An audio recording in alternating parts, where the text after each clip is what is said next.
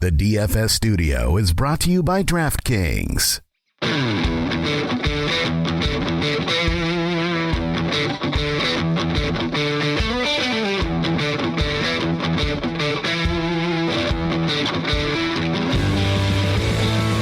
Welcome to the Fantasy Footballers DFS and Betting Podcast with your hosts, Kyle Borganoni and Matthew Betz. Welcome in, boys and girls. It's a Halloween edition of the Fantasy Footballers DFS and Betting Podcast. I am your host, Arthur Smith, and I am joined, as always, by Matthew, father of some very cute little chickens, Betz. It was a success. We had our Halloween trick-or-treat nights a few nights ago. We do it a little early here in my neighborhood, in my township, so it was great. Yeah, the girls crushed it. But you, this morning, sir, are crushing it with your costume.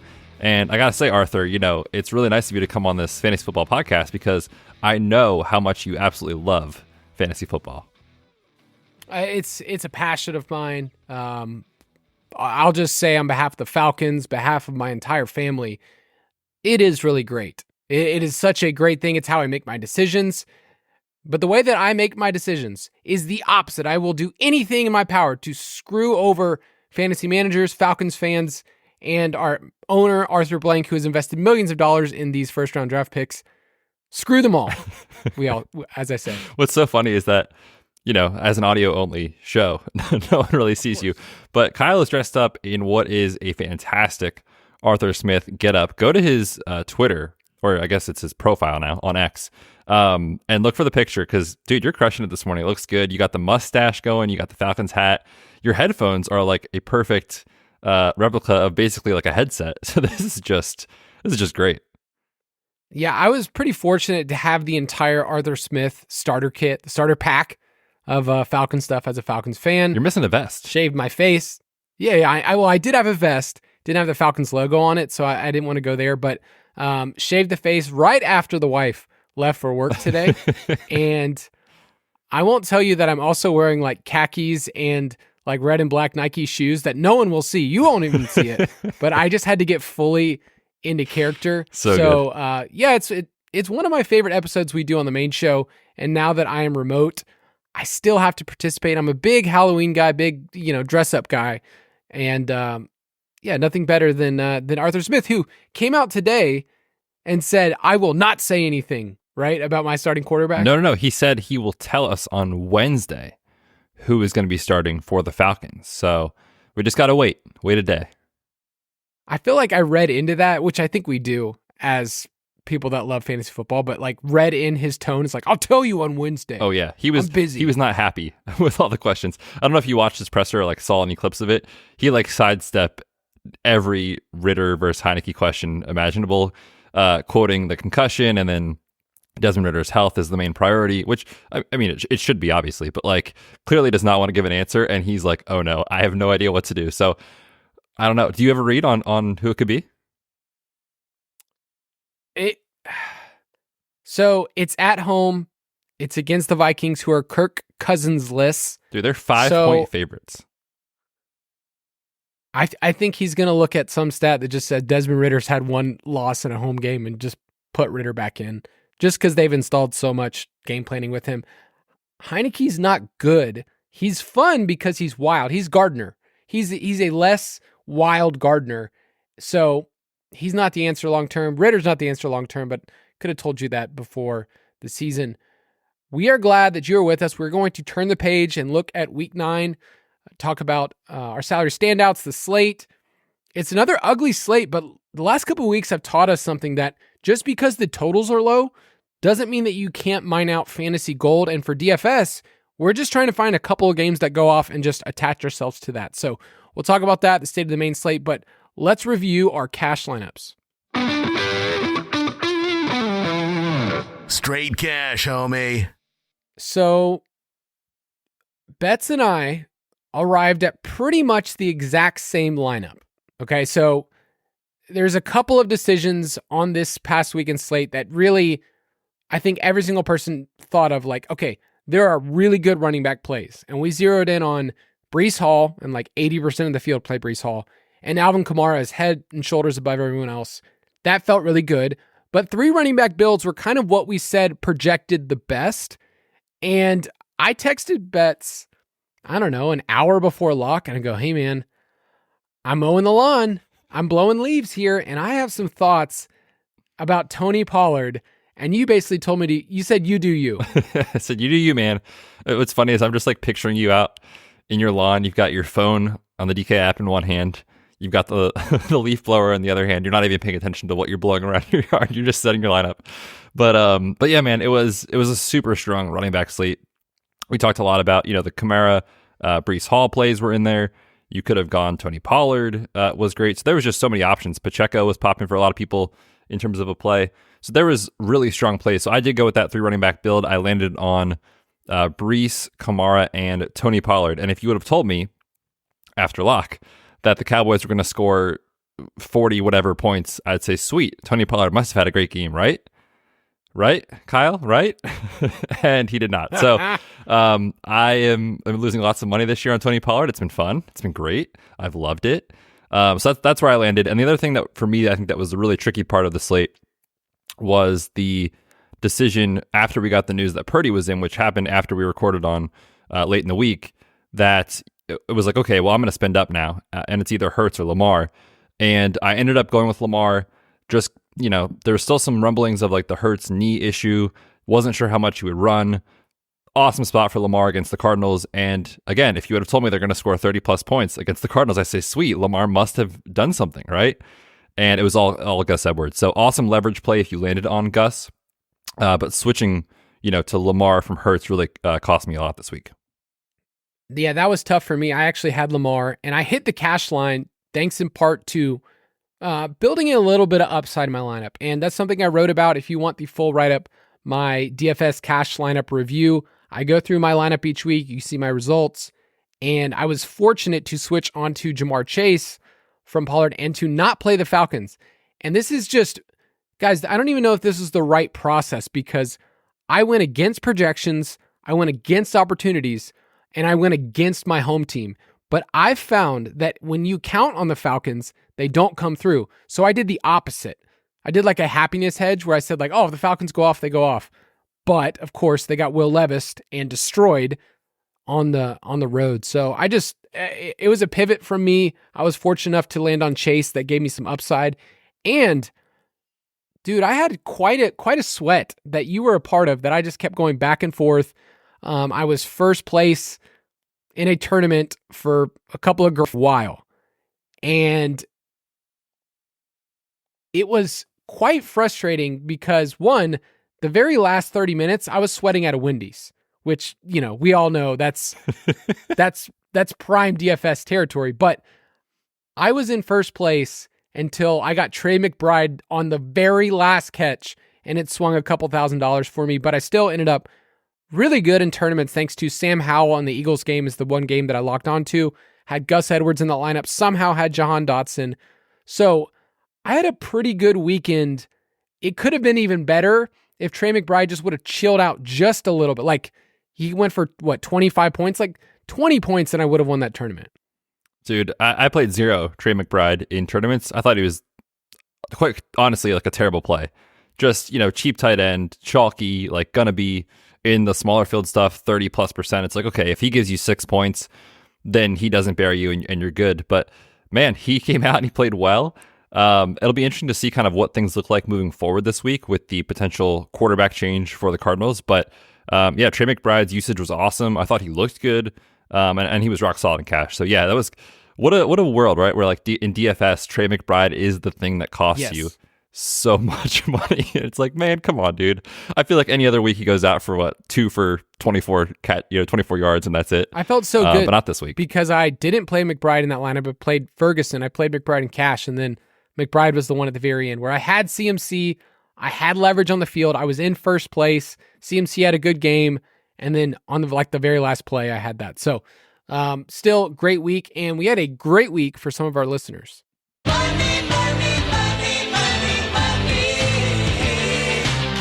Had a couple of Chili's shout-outs as well in the Discord channel of people that took their winnings to Chili's. This one I'm given from Math Josh, he's a Foot Clan member as well. He said, I won over $1,500 off of roughly $60 in cash, $60 in GPPs. Thank you, Matthew Betz, Kyle Borg. I also got an email in that was just great. He said, I just want to show you guys some love. I've been a DFS Pass subscriber since week 1. And I have to say I love your podcast. Love your articles. Every week I cash. And this past week I came first place in a Sunday night tournament. And I'm just really happy. He says, just wanted to show you guys love and thank you. The subscription has paid off threefold, and I am a believer in your product. Betz, we are 8 weeks into the season, and yet the DFS Pass still gets to pay off for people. So any quick love for the DFS Pass? Man, it's been fun. I've had a lot of fun this year putting out the content in there, and hopefully a lot of you guys have found value in the content, and not just from tell me what to do standpoint, but like entertainment, because it's really is just stupid cheap for how long we go and how far we go and how depth we go each week. So yeah, man, all the way through the Super Bowl, the price is silly, the price is egregious, and it is downright offensive, truthfully. So go get yours today. You can join us, and there's still so much DFS left to be played, so come play with us. Yeah, we got some great tournaments coming up, guys. Thanksgiving is only a couple of weeks away. Oh, baby. And that is one of the pinnacle moments of DFS. We got some special things actually going. We are continuing to add for free. That'll go for that Thanksgiving slate. So once again, I don't know why we keep adding stuff, but taking the price down, it's still 33% off. If you want to go to dfspass.com and join us, but let's turn the page. State of the main slate. Every week, we refer to the lines at DraftKings Sportsbook, DraftKingsSportsbook.com. It's where Betz and I play.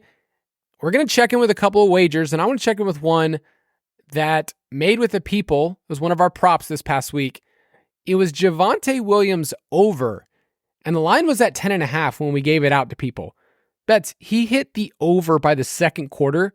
The dude had 30 opportunities, which is just wild, that game script. But I love that the people got in early on that. They got in pretty quick. And I just want to say, don't let your boy Kyle get hot here, because I don't give out a lot of props. It's not really where I get to like focus my attention, but I'm 9 out of my last 10.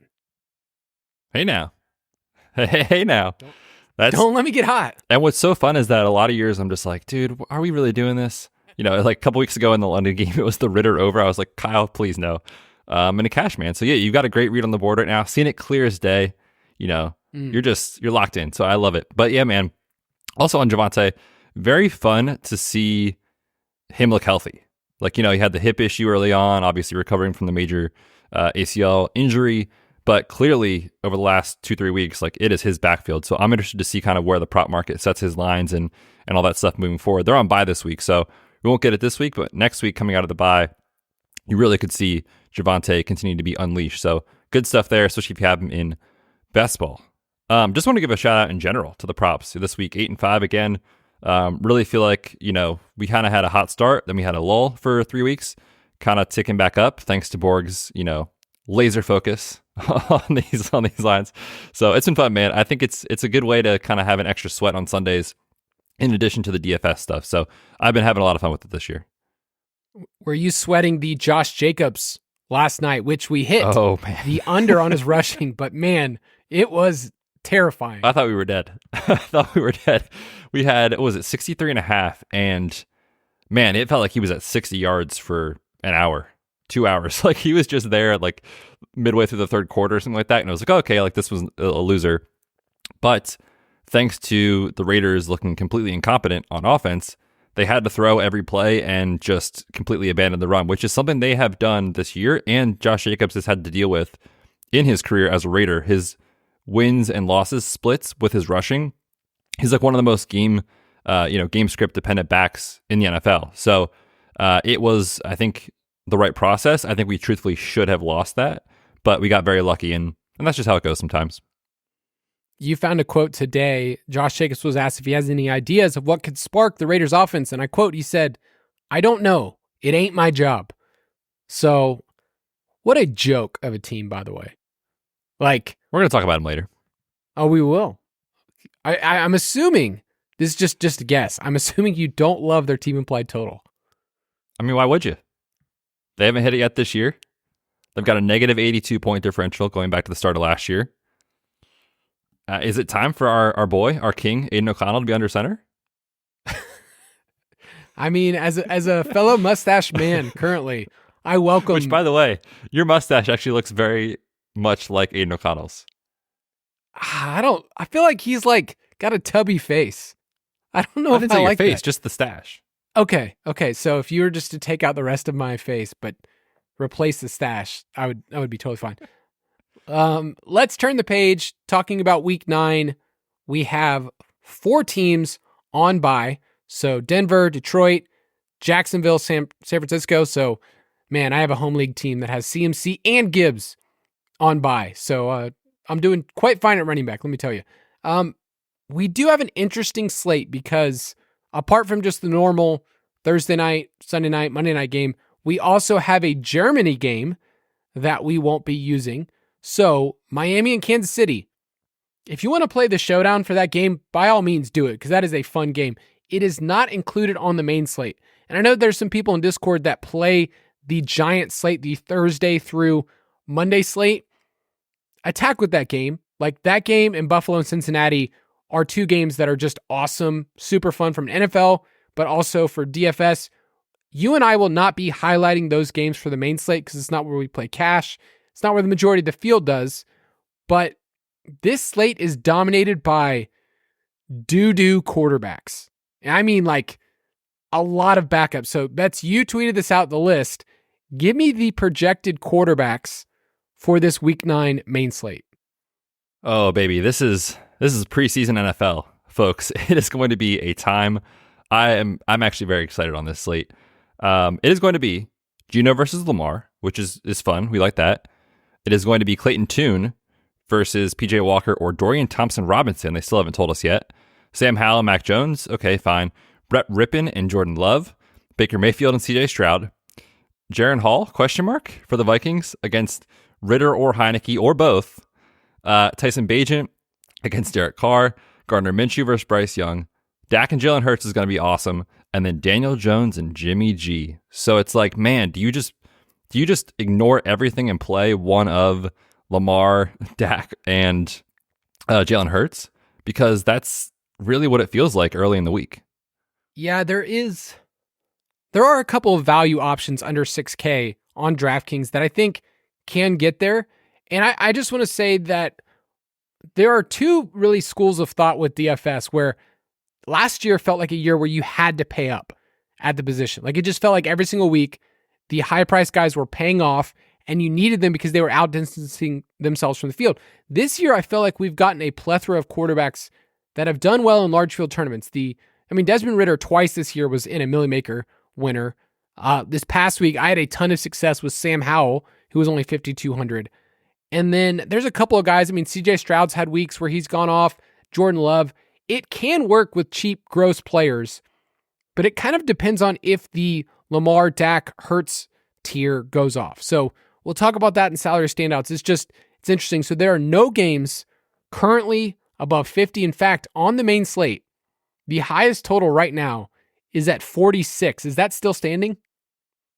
Yeah, that's what I saw this morning, and that's in the Eagles and Cowboys game. And I'm counting 1, 2, 3, 4, 5 games at 40 or below. So it's 6 games. I forgot that the Giants and Raiders even exist on our plane of existence. So yes, gross slate. But instead of complaining about it, let's mine some gold. We'll talk about a couple of matchups that we think can work. But give me the highest team implied totals on this slate. We've got the Eagles, 24.5. The Ravens and the Saints are tied just below them at 24.3. The Colts, which actually is intriguing, at 23.3. The Browns at 22.8. And I feel like the Browns line could come down. We'll see. And then we've got the Patriots, Packers, and Cowboys all tied at 21.5, which feels wrong. Like the Cowboys feel like they could definitely go over that mark compared to the Jordan Love Packers and Mac Jones and the boys, a.k.a. Jalen Reagor, Pop Douglas. I just like Kayshon Boutte hasn't played a snap since week 1. It's a train wreck currently in the wide receiver room for New England. Yeah, the most popular teams this week are probably going to be obvious. It's going to be Eagles, Ravens, Cowboys. Those are going to be the three teams that people want because Cowboys-Eagles is going to stand out. But we'll talk about some of those.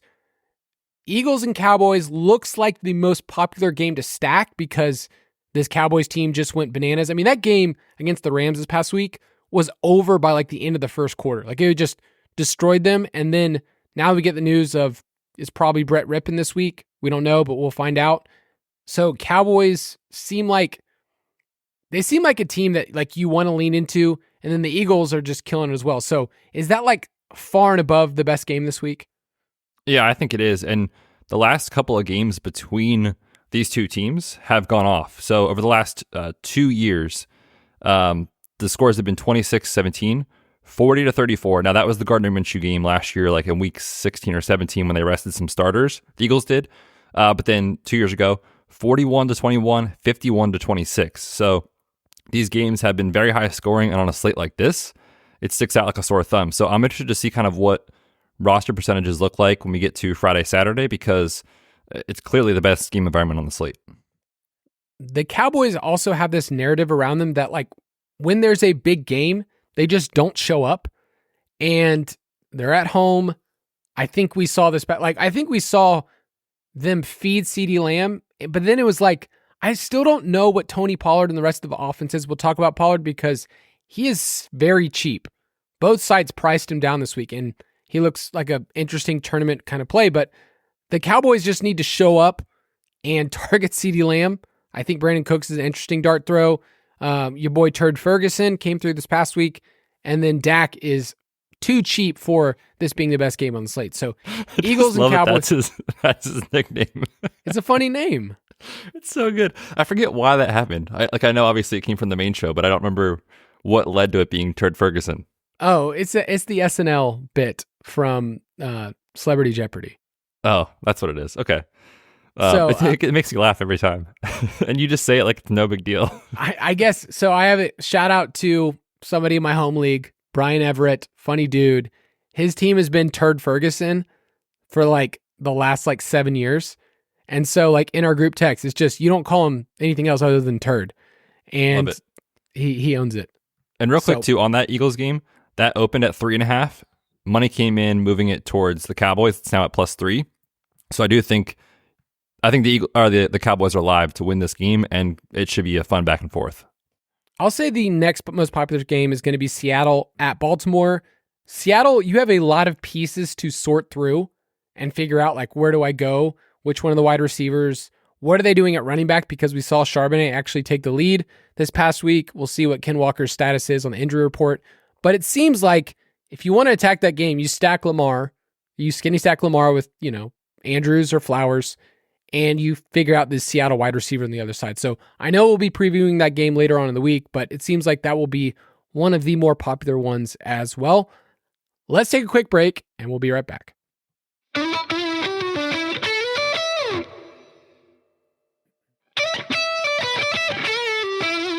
All right, we're back, and before we get into our sneakiest game of the week, just previewing bets, I need some Halloween candy takes, because I feel like you and I are on the opposite end, and I've always been a bit of a contrarian and stick in the mud. I'm Arthur Smith. So I believe you were talking about eating too many peanut M&Ms, which I know where those belong, in the garbage. Yeah, I'm a sucker for chocolate and peanut butter. So Reese's, peanut M&Ms, those are kind of my thing. Which, speaking of, we took our, like I said, they're 1.5. So our twins, they're too young to really understand what's happening. They kind of just walked around the neighborhood with us with a blank stare on their face. Like, what is this experience? As, dinosaurs and Power Rangers and whoever else were like running down the street at them. So I'm shocked they didn't cry. But yeah, we took them for the experience to 10 houses, see our neighbors, say hi to friends, whatever. And by the end of it, I was like, man, we have a lot of candy. And then my wife and I kind of were just like, I guess we're eating this. Like, this is ours now. So we have way too much. But I'll tell you what belongs in the garbage, Kyle. Candy corn. If anyone likes candy corn, you are a sick individual. It is disgusting. It is the worst. It belongs in the trash. I'm okay with that take. I don't like candy corn. And you said you like chocolate and peanut butter together. I, as a kid, have very fond memories of getting back, and my sister and I would sort out our Halloween candy, and I would trade all of the chocolate and peanut butter stuff to her, and she would give me all the other stuff. Like, give me as much Starburst as possible. I'll take the Laffy Taffy. I like that kind of stuff. I like sour straws, Jolly Rancher Chews, any of those. Like, give me all of that kind of candy. Gross. Not a fan. I'm glad we're on opposite ends of the spectrum, though. Like, just could not be more opposite. But we'd make good friends. We could trade. Dude, I would literally take my entire, if I had a basket of candy, I would literally take just chocolate and peanut butter out and just give you the rest. Wow, what a good friend you are. Yeah, I know. Sneakiest game of the week. You have on here Baltimore, Seattle. So talk that one out. Yeah, you mentioned you think it'll be popular. I kind of think it will be from one standpoint, meaning it's like so clear on the quarterbacks on the slate, especially on FanDuel. It's like you just play one of the studs. So Lamar fits that group. But I'm just interested to see kind of like where he falls in the pecking order, between Jalen Hurts, Dak, those kind of guys, because he was the chalk quarterback last week and failed in a big way, and it all went to Gus Edwards. So I'm just interested to see kind of where that roster percentage comes in. And then on Seattle, like there's so many ways to get unique, whether it's JSN, Metcalf, Lockett, the running backs, like you can really get there. But Baltimore has shown us they have a ceiling this year. Many times they've also shown us their floor. So like I'm just kind of interested to see what happens here for the roster percentage on that side. And then Seattle, since week 2, they've been averaging almost 26 points per game. They've got 20 plus in each of the last 2 weeks. And on a slate like this, that might be enough, right? If the other backup quarterbacks fail, you might need pieces from this game. I want to throw out a team that shockingly is just fun for fantasy football. It's the Colts. So Colts at Carolina might be a sneaky game because Colts games have hit the over in 6 of 8 weeks. Gardner, our boy Gardner, is just going out there and playing DGAF football. Like, I don't care. I'm not going to be the quarterback long term. Like, Gardner has a future in podcasting. He's just going to be a dude that like goes on shows and just says, here's what life was really like. Here's what I'm doing. I don't care. Gardner has averaged 41 pass attempts in his 4 games. Doesn't care. And Carolina is allowing the 3rd most points per drive. So, interesting pieces here. Adam Thielen, dude. Did you see how expensive he is this week? Yeah, he's priced up. Isn't he like the wide receiver 5 or 6 or something in pricing? He's 7.5 on DraftKings. Oh man, that's a tough click. I know. You like before it was like, okay, he's like 5.5, 5.7, 6.6. And then you're like, I can't do this anymore. But that will be an interesting game. It's a Frank Reich revenge game, by the way. So, and that dude, he got his first win. I'm proud of him. Yeah, sure did. I'm actually very surprised with the way that game turned out with Houston and Carolina. I was very into CJ Stroud, Nico Collins, those kind of guys last week, but man, they just like dared them to run the football, and they did. So I'm interested to see kind of what is going on with Jonathan Taylor and Zach Moss this week, because I think it's obviously a very favorable matchup against Carolina. So even though you mentioned loving Gardner, I agree. I want to keep the light on for these running backs. I looked at Taylor's price, which I can look it up, but I think it's 6.2.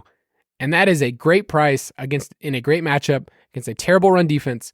And yet if he's 50-50 split, you can't play him in DFS, right? You can't get a ceiling outcome. Now he was sitting at 95 yards, I felt like the entire game. And there was like just 2 quarters of nothingness. So was there anything that you saw? Like, do we have any information about what happened those last 2 quarters? Yeah, so this is interesting. There was nothing official from the team. Taylor didn't say anything about it after the game, but I saw some rumblings on Twitter on Sunday night about like maybe there was an ankle injury for Jonathan Taylor, and I didn't really get a chance to watch a ton of the game on Sunday, so I watched it yesterday, and there was a play like right before halftime where he kind of gets stuck on the pile. You can't really see his feet because there's too many guys in there, but he comes out of it and kind of like hobbles around a little bit and like jumps and kind of like tests his ankle, and then he leaves for that drive. Zach Moss finishes it. They go into halftime. They come out. Jonathan Taylor gets 1 carry, doesn't touch the ball the rest of the game.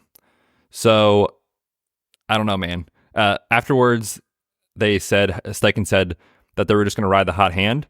I mean, Jonathan Taylor was cooking in the first half. He was going off, and he was running super efficiently against a pretty good New Orleans rush defense. So, something is fishy here going on. So, just monitor this week. We'll see kind of what we get, official news with practice reports and stuff like that. But obviously, if Jonathan Taylor would be limited or out, like Zach Moss would be awesome. Which game do you want to be underweight on? And speaking on behalf of Kyle, but also Arthur Smith, don't try to get cute, all right? This is Minnesota at Atlanta. There's no fantasy goodness here. I'm not trying to let people, play fantasy football. I saw a really, really funny tweet from Ian Harditz, who showed a Falcons drive where they ended in a touchdown, and none of the first-round picks touched the ball. It was like an 80-yard drive. Bijan, London, Pitts, none of them touched the ball. And he was like, this is Arthur Smith's Mona Lisa. Like, I will show you that this isn't going to work. Who scored the touchdown? Ritter ran it in. Oh. It was just like, Nice. just like no one cared. But in this game, Minnesota at Atlanta, we're getting Jaron Hall and some combination of Ritter and Heineke, so that's not good.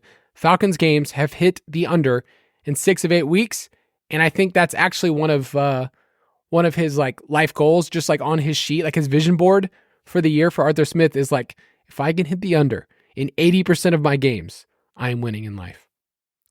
Yeah, it might not matter, right? If he doesn't get the ball anyway, but Drake London also could miss this game with a groin injury, so that would take one other skill guy out, which I guess in theory might open up some cheap tight end plays. Like you could look at Jono or Pitts, but I'm with you. As far as game stack, it is gross. Can we also mention that the Falcons have covered twice this year? Like there's just like so many things that. Oh, they only have 2 games that they won against the spread? Yeah. Bad teams do that. Arizona and Cleveland also looks quite disgusting because we have Clayton Tune versus DTR or PJ Walker. And I just don't think you need to go there on this slate. Now, we've been playing running backs against Arizona on a pretty consistent basis. Just look at what Gus Edwards did. So, sure, could you play Jerome Ford in a tournament or Kareem Hunt? Absolutely. But as far as the game stack here, I don't think you have to go there. The team that I am most confident hitting the over this week is the Saints. We mentioned that earlier. They have one of the highest team applied totals of the week. It's at 24. But listen, over the last month, your boy Derek Carr and the Saints offense are just flinging it everywhere. Now, Chris Olave, still working on the timing, still working on the, catches, but 9.6 targets per game. But listen to this, Derek Carr the last month, 287 passing yards per game. That's 4th most in the NFL. He's been a top 15 quarterback in 4 straight games. So in season long, he's been consistently fine. And then Bears games have hit the over in 6 of 8 weeks, which is kind of shocking because the offense is so bad. The only reason their games are hitting the over is because the defense is terrible. 28th in points allowed, 30th in net yards per attempt. So I kind of like the Saints this week as like a sneaky stack. Yeah, I think they're a good team to target because they've got many options, right? Like Alvin Kamara is going to project great. You played Rashid Shaheed last week. He can always go off for 2 or 3 catches and 100 yards and a score. And then, of course, we know a big Olave game is coming one of these weeks. And like Michael Thomas is pretty cheap, so you can get there, I think, in a number of ways. So I like that take quite a bit. If you play Saints, I don't even think you really need a bear on the other side. I mean, of course you could, but like I don't think you have to force it with how they've looked. I'm going to stick with the best game environment on the slate and just give a chalky take here. I think the Eagles can go over 24.5 points, something they've done in 6 of 8 games. Dallas's defense is obviously great, but if you just look at their season-long numbers, it's very skewed because in weeks 1 through 3, they played Daniel Jones, where he got sacked every play, Zach Wilson in his first start without Aaron Rodgers, and Josh Dobbs. And in those games, they allowed 0, and 16 points, and they were 2nd in dropback success rate, 3rd in EPA. So they look dominant. But over the last month, they've allowed 42, 17, and 20 to Purdy, Herbert, and an injured Stafford/Brett Rippon. They are 11th in success rate against the pass and 12th against the run. So their defense is good. It is not what the numbers say from a season-long standpoint. The team I'm most confident to hit the under this week, and I've been avoiding for a long time, is the Tampa Bay Buccaneers. Their games have hit the under in 6 of 7 weeks.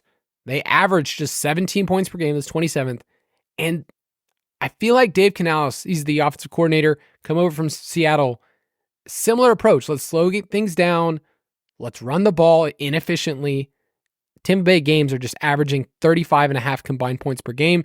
And the team is bottom 5 in punts per play, punts per offensive score, and first downs per game. In other words, punting is what they're actually really good at. Their punter, Jake Camarda, is actually pretty good. But regardless of my punting takes, Tampa Bay is a team that I haven't stacked at all this year, and it's worked out quite well. I think, and I'll mention later, I think you can play Rachaad White in cash because the matchup's fine against the Texans. But overall, like Tampa Bay is a team we've stayed away from the entire year. Yeah, what's funny is on that Thursday night game, Al Michaels was just dropping that stat like every time they had the ball and they punted. He's like, oh, this punter, he's leading the league in net average. It's like that's the highlight of the offense currently. So yeah, it's not been ideal in Tampa. I am going to shock the world and take the under on Las Vegas, as we've already talked about. Wow. It's just last year's Broncos, right? Like you just take it, and they'll hit it every now and then, but more often than not, it seems like a team that we want to fade, given the quarterback play, given the coaching decisions, stuff like that. So they're taking on the Giants this week. Giants games are 7-1 to the under. Raider games are 6-2 to the under, making that a combined 13-3 between these two teams to the under this season. I also want to give a bonus take here, Kyle. Bonus. I haven't studied specifically how the Patriots match up against this number that they've been given here, which is 21.5 points. But it's very hard to move the ball and win in the NFL when you're going to be trotting out Pop Douglas, Jalen Reagor, Juju, who they signed, then benched, and basically don't play. Tyquan Thornton was a healthy scratch, and Kayshon Boutte. That's their wide receivers. It's hard to win and move the ball in the NFL, and I know Washington is not the best defense, but this just feels like a terrible spot. I agree with you. I worry about that game because I wonder if people look at it, look at Sam Howell, look at what Dotson did this past week. Thank God Dotson's alive, and want to stack him, play him this week. Like he needs, the best part about Sam Howell is if he's in a game environment where he has to be pushed. And I mean okay, you have to throw. He threw 40 something times in that game. He looked really good. There's a turnover at the end, but overall it was I was impressed. Didn't take as many sacks as we're used to seeing. But I just don't know if this is the game environment that you need for DFS to really go off. So there's some cash plays for sure, like Pop Douglas, we'll talk about in a second. He's cheap enough if you want to do that, but I agree. And then going back to that Raiders take, so they haven't hit their team implied total yet. No, 0 times this year.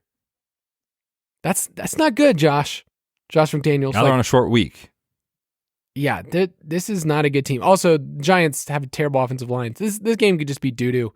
Hopefully it's not Tommy DeVito. It's going to be Daniel Jones. Yeah, they said Jones is going to return to practice on Wednesday, and the plan is for him to play. So I guess it's not official, but it sounds like that's the plan.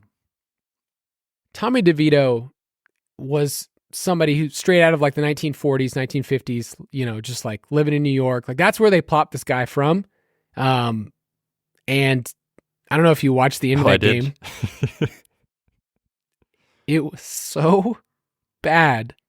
I would not wish anyone to say, hey, please watch this film of this player who completed 2 passes for negative yards. And they just completely changed the playbook and said, we're going to run the ball. They had 7 passing yards for the entire game and they somehow lost. They should have won that game. They said, hey, Tommy, see that guy behind you? That's Saquon Barkley. He's going to touch it every single play. You take the snap, you turn around, and you give it to him. Don't do anything else. It was just, oh, what a gross game, man. It was so bad. Yeah. Tommy DeVito, no relation to Danny.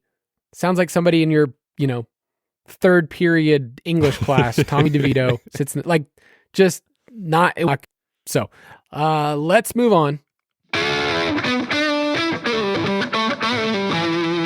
Salary standouts. Betz and I are going to throw out some names early in the week that stand out to us. Some of them you can put in your cash pool right now. Some of them are just shocking. Whoa, Tony Pollard is 6.8 on DraftKings. He is 6.6 on FanDuel. And they're begging us to click the button. Oh, they are just asking us. It is very tempting when I went in. I was still logged on. I wasn't logged off, but when I went in, I was like, I love that price for Tony Pollard. I haven't seen it yet this year, but in tournaments, he needs to be in your pool. Let's go to quarterback. Right now, it's basically, are you going to play Hurts or Prescott? That's kind of where I think the decision is going to be this week.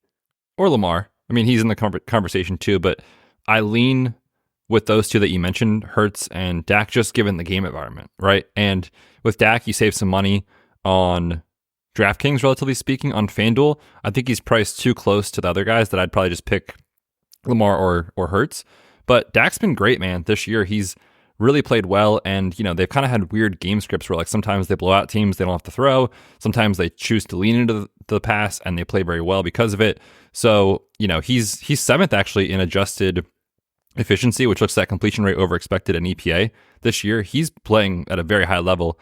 Now you get an Eagles team that was just absolutely shredded by Sam Howell, and the Eagles have shown a lot of vulnerabilities in the secondary this year, so I'm pretty into Dak this week, 6.5K. His last 3 games against the Eagles, 347 and 3, 295 and 5, 238 and 3. So he plays well usually against Philly. I like Dak this week. Yeah, my early stance, I wrote this down just to stay accountable with myself on a Tuesday. And then I know things will change over the week and I'll galaxy brain on Friday and Saturday, but Dak in cash seems safe. High floor, great game.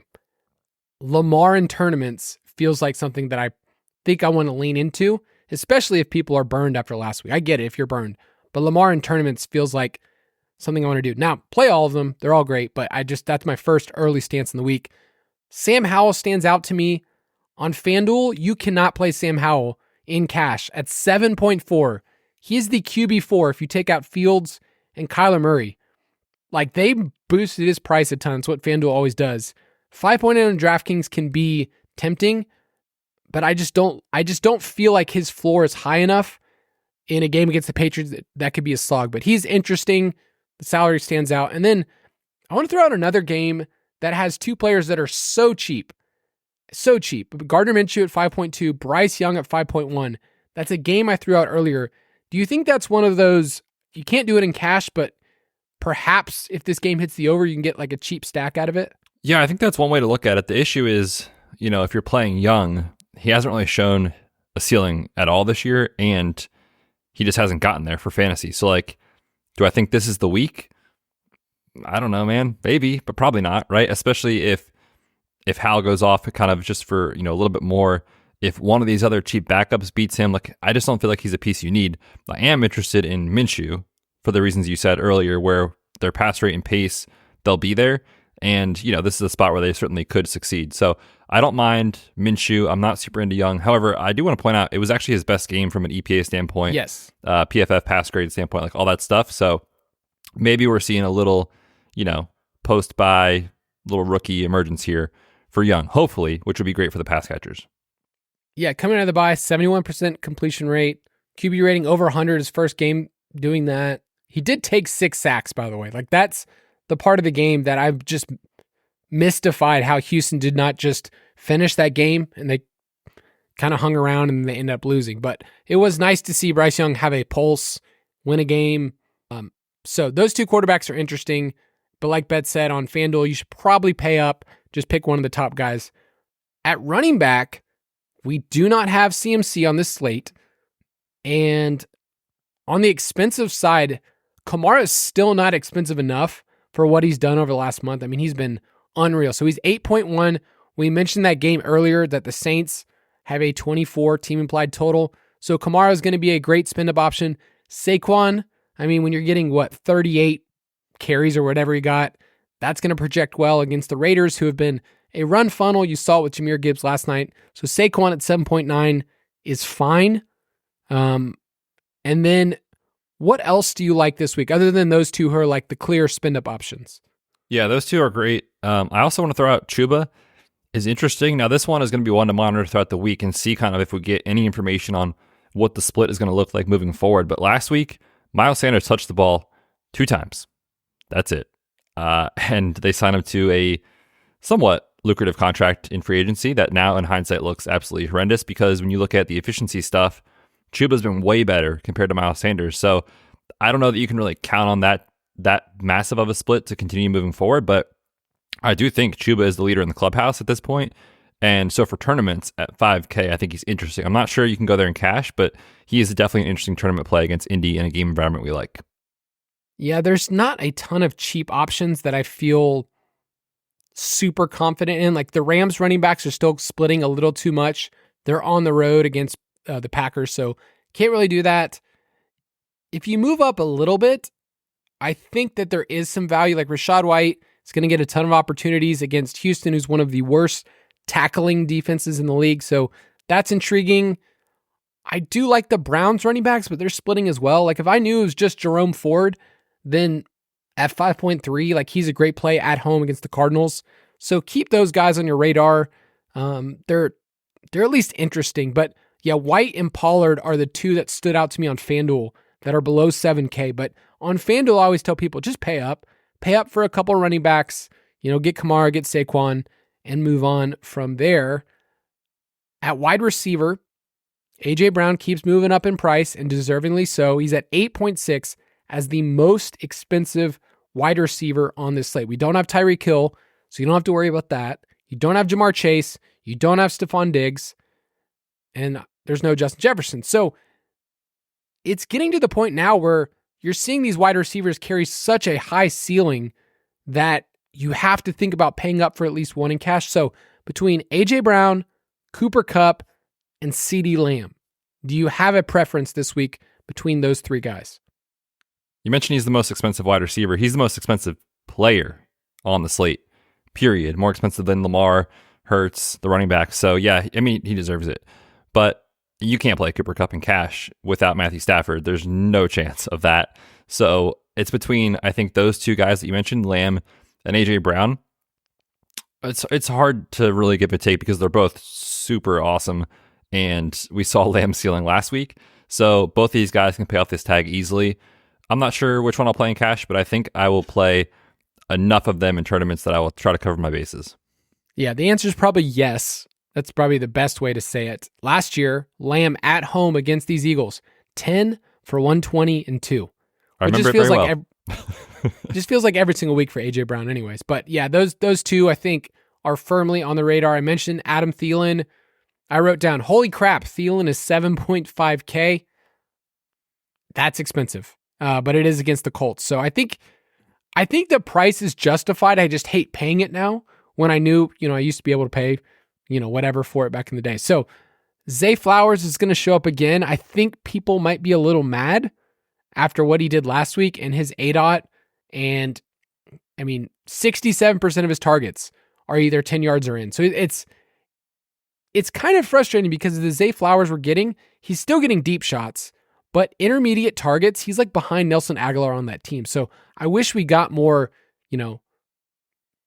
15-yard in or whatever. Like we're just getting a lot of short stuff. So Zay Flowers is still cheap enough. We're on a full PPR site. You can't ignore him. Yeah, he was tough last week because, he was like 1 point, like 4 catches for like 19 yards. It's like, come on, man.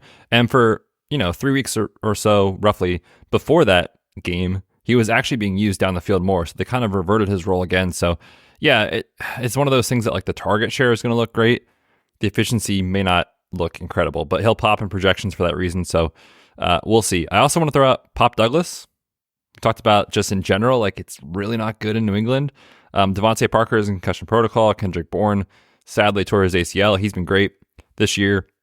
So his target competition is going to be Kayshon Boutte, Juju Smith-Schusters of the world, Tyquan Thornton if he's a healthy player this week in the lineup. Like there's no one, right? And Washington is a plus matchup. Douglas actually, from the efficiency standpoint, in a very small sample, so obviously caveat, but 26% targets per route run. Like he showed an ability to actually earn targets in this game. So he's interesting in cash. I think he'd be a pretty easy fade in tournaments if he's going to be really popular, but at 4K to save money, I think it makes sense. My early read is that he's going to be the most popular wide receiver in cash. Probably. If Devontae Parker sits. We just love new things and new shiny PPR. Things. Yeah, new shiny PPR cheap guys named Pop are going to show up. Fun. And how many times is the phrase "popping in our model" gonna be like for Pop Douglas? That's your drinking game for the week. Yeah, seriously. If you want that. So Wandale's cheap, 3.4. These are punt options in cash. I don't know if I love their ceiling. Like Pop Douglas feels like somebody that you could fade in tournaments if you wanted to, but at 4K, like in a tournament, if Pop Douglas got you 11 points, you'd be super happy with that. You could move on. So the Saints guys, I mentioned how much we like Kamara. Chris Olave, 6.3. He's also got that, he's, not on the same page as Derek Carr. We don't care in DFS. We care about opportunities, and the expected fantasy points are just piling up. So Chris Olave looks good. Michael Thomas on FanDuel is only 5.9. And Zay Flowers is only 6.1 on FanDuel. So those are some cheap names early in the week that we like. At tight end, I don't love tight end this week. I think a lot of people want to go back to Trey McBride at 3.7. We do need to mention, so not only did he increase $900, he has a different quarterback this week. It's Clayton Tune. So I feel like McBride isn't just like a auto click the way that you might think he should be. Yeah, I think that's well said, because if you look at the box score, it's like, oh, sweet. But Clayton Tune is a complete unknown at this point. So it's tough. And it's a just gross game environment, right? With the Browns, one of the lowest totals on the slate. It's dropping every time I look at it. So really tough spot there. I think Logan Thomas is interesting if Curtis Samuel does not play. He had a foot injury coming into the week last week, then left against the Eagles with a toe injury. So if he is out, he kind of opens up some of those short targets that Logan Thomas could have. So I think he's okay. If Devontae Parker is out, we just talked about Pop Douglas, but like in theory, you would think that they run a lot more two tight end sets. So Hunter Henry is fine. I even think Mike Gesicki for like, what is he, 2.6? If you needed it, I don't think that's the craziest thing in the world. Homerism. Oh, he's been terrible. Through. No, he's been terrible recently. But 2.6, like if he gives you 2 catches, sweet. Oh yeah, I mean, anybody could work in cash. I will throw out Michael Mayer, who, if you watch the Monday night game, you're like, what happened? Because he's out in the field, 92% route rate. So he's running a ton of routes, was only targeted twice. It's a gym. I mean, I was really fortunate in a home league. I was playing against Devontae Adams, and I look at the very end of the game. I'm like, oh, sweet, I killed this guy. But there was 2 touchdowns that should have happened, and I would have lost my matchup. So I don't know what's going on there, but I think Michael Mayer is a fine punt option at 2.8 against the Giants. You could do worse than that. And then for tournaments, I just want to throw out TJ Hawkinson because he's going to get, cast aside. But his price came down a ton. He's only 5.2, plays against the Falcons. I get it, it's Jaren Hall. But I think on a slate that I don't love the tight end options, if you're not stacking Mark Andrews, who's 6.8, I think Hawkinson is an interesting pivot and leverage in tournaments because I think a lot of people will just say, I don't want any part of that passing game. I think he can PPR his way there, and he's kind of done that, right? Like gross games, gotten there. You wanted me to mention Turd Ferguson. Yeah. 5.1. Yeah, talk about him. Talk about the turd. Dude, Turd Ferguson has caught 15 of the last 15 targets from Dak Prescott. They're kind of on the same page. And he's only 5.1 on FanDuel. So I think he's a good cash play in a game environment we like. I played him a lot in tournaments this past week. Yeah, good matchup. So long live the turd. All right, defense, let's finish out here. I'm really sorry if the Falcons did not come through for you this past week. I didn't play them, though. What a pivot, last-minute pivot. That felt like such a trap, didn't it? Because you mentioned, you're like, hey, man, when you count on the Falcons, they will let you down. And when you don't expect them to do anything, they'll have a great game. And what was wild about that, I was kind of watching the line throughout the week. I was like, oh, man, this is going to get steamed out, to like -3.5, -4, whatever. All week, just kind of hung around at 2.5, hung around at 2.5. Vegas knows, dude. They know. So if the game was in Atlanta, I would have had a little bit different of a thought. Not that our fans are like rowdy, like Atlanta fans advantage. Are funny. Dude, we never have a home field advantage. Like people can say like Philly is different. You guys, like your stadiums, baseball, like everything's just different. Atlanta, it's like not a big deal. So I wasn't like overwhelmed that we were on the road against a way better head coach. Like Vrabel's way better than his former protege. But also with a popular defense, that's when you just go the other way in tournaments. And I'll give some thoughts on Levis, by the way. Looked at the film, grinded the tape. What'd you see? Just I'm going to share it on the Dynasty Show. So I'm going to hold back. That's a pro teaser, dude. I know. Go. You subscribe everywhere you want. Fantasy Footballers Dynasty Podcast. I'll just say this. I just wanted to remind myself why I'm a Falcons fan. So that's why I watched the whole game again. But we're talking about defense this week. Kyle, move on. Come on. Hurry up. Move on, you're saying. Just punt away. Like, play the Packers at home against Brett Rippon. They're 2.8. You have the Giants, who their pass rush has been pretty intense. They play against the Raiders. They're a great punt option, 2.3. And if it is DTR, Dorian Thompson-Robinson, I think you can play the Cardinals at 2.7. Like, just go below 3K, right? Yep. There's so many good cheap options. Just find one that works. It should be the last piece that you put in your cash lineup. And then for tournaments, use the roster percentage report. See who's popular. Like last week, it was the Falcons. Just pivot. Unless there's a defense that you feel like can absolutely bury you on a slate, which is not many of them, especially on this slate, I would be, shocked if there's one that like you needed to have, as far as a chalky option. So I'm just trying to get weird this week, and for cash, just save money. Yep. That piece of advice that Betz gave is so key, because last week, I'm assuming a lot of people, myself included, had the Falcons in their lineup the entire week, and they were playing around with 2 or 3 other pieces. And it was just like, okay, well, I know I'm playing the Falcons, so you don't even think about that. Like, use your defense as a thing that you can kind of pivot and say, okay, what if I went down $400? What if I, moved a little bit? Don't feel like you've locked in your defense until the very, very end. And so you get to play around with different options. On FanDuel, I want to throw out the Vikings. If they play, Ritter, Heineke, whoever, they're 3.6. Cardinals are 3.4. And then the Panthers are the, very bottom last defense that you can pick on FanDuel.